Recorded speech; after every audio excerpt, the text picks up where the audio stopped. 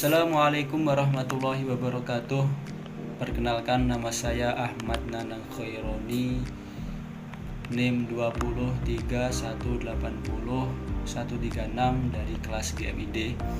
Di sini saya akan menyampaikan hasil jurnal saya, yaitu tentang pengarusutamaan gender yang ada di Indonesia.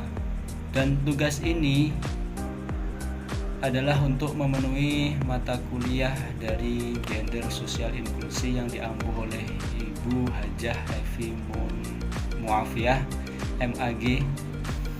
Nah, teman-teman, di sini saya akan menyampaikan tentang sejarah pengarusutamaan gender sosial di Indonesia, dan yang kedua yaitu peran negara dalam menegakkan keadilan gender di Indonesia.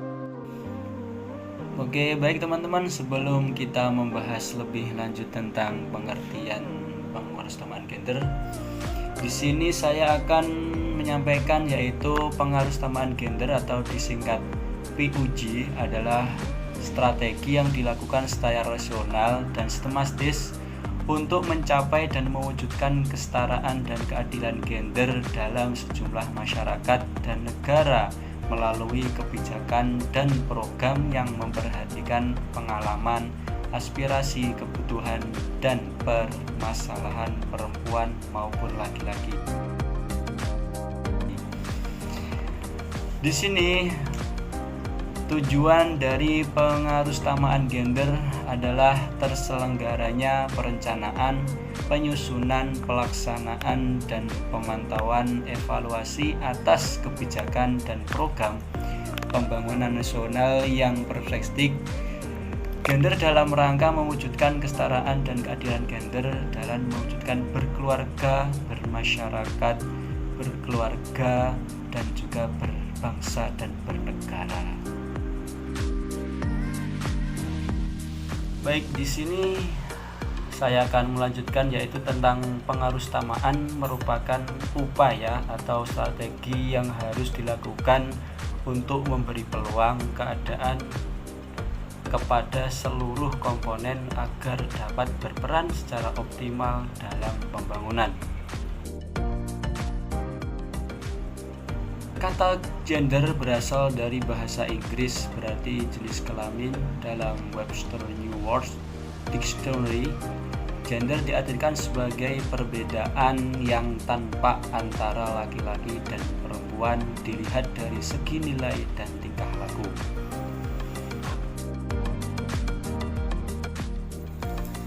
Dan dapat disimpulkan bahwa gender adalah suatu konstruksi atau bentuk sosial yang sebenarnya bukan bawaan lahir, sehingga dapat dibentuk atau diubah tergantung dari tempat, waktu atau zaman, suku, ras atau bangsa, budaya, status sosial, pemahaman agama, ideologi negara, politik, hukum, dan ekonomi.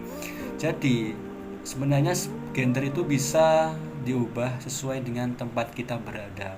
Misal kita tempatnya di pesantren, kita itu akan selalu terkelilingi dengan dunia Islam gitu. Ya. Baik teman-teman, langsung saja kita masuk ke dalam sungai.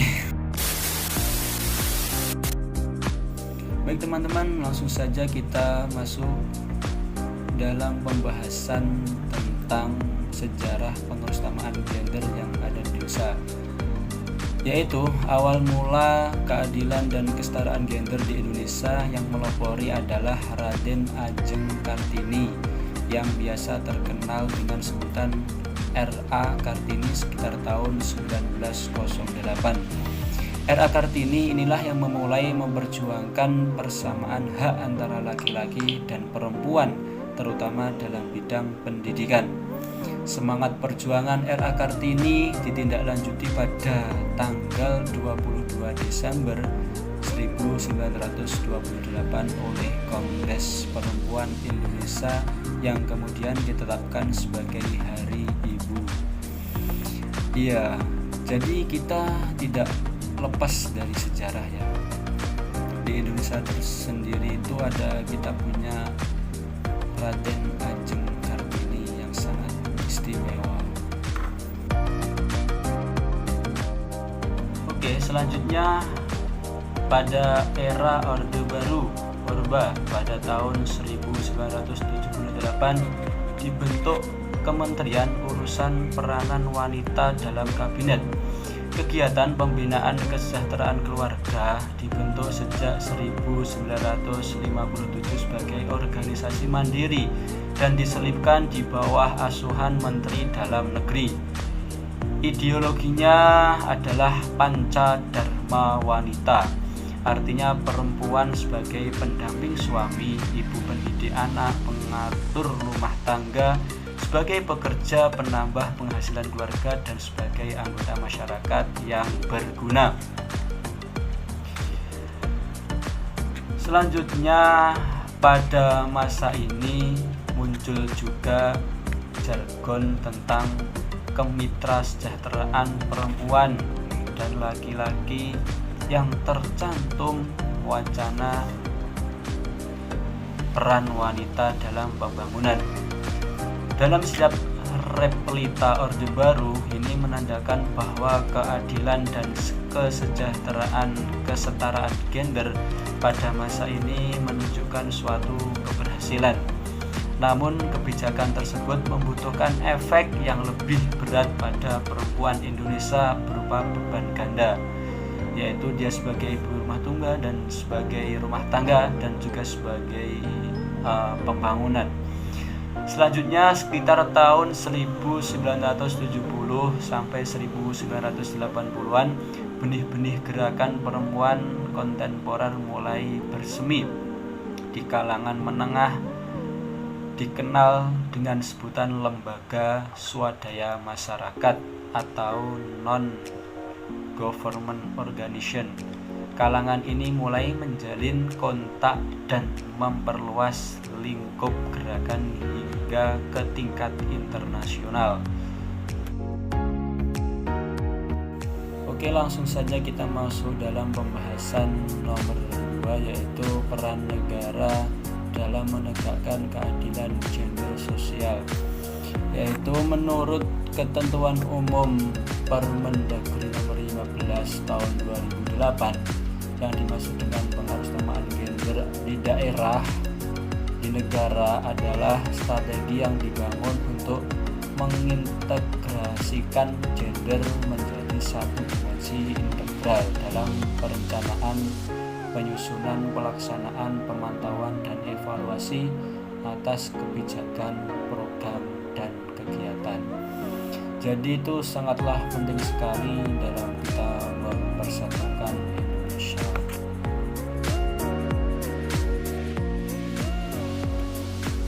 Oke, alhamdulillah. Baik teman-teman, itulah tadi sedikit penyampaian tentang pengarusamaan gender yang pada intinya kita semua hidup di negara Indonesia ini harus saling menghargai, menghormati satu sama lain, selalu berbuat baik dan menebar kebaikan dimanapun kita berada. Baik, cukup sekian dari saya. Banyak salahnya, saya minta maaf yang sebesar-besarnya. Semoga apa yang kalian dapat bermanfaat, dan juga jangan lupa tetap selalu jaga diri, jaga hati, dan semoga kita sehat selalu. Kita saling mendoakan satu sama lain. Terima kasih. Assalamualaikum.